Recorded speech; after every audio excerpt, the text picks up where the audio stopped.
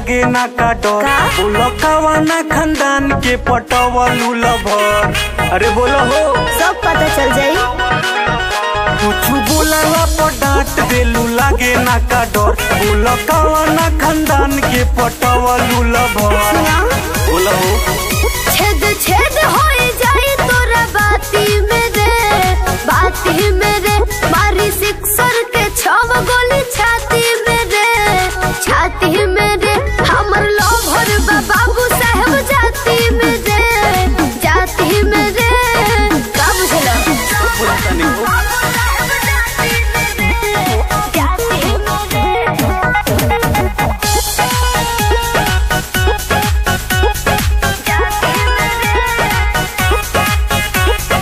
का जाने कौना रंगदार प बाटे घमंड तोरा यार प।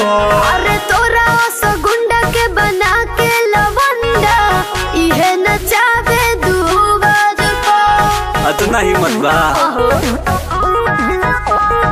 का जाने कौना रंगदार प बाटे घमंड तोरा यार प।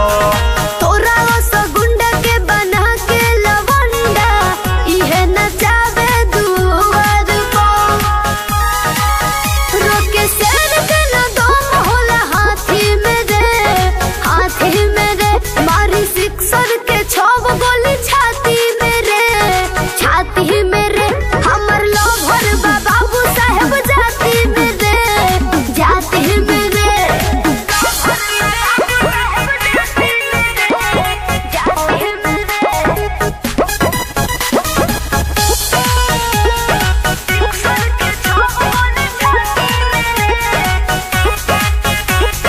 लेली का हमारा जान के कम करो अपना गुमान के। अरे पड़ते सोझा ठोके लगबे सलामी, विवेक सुनु बबुआन के।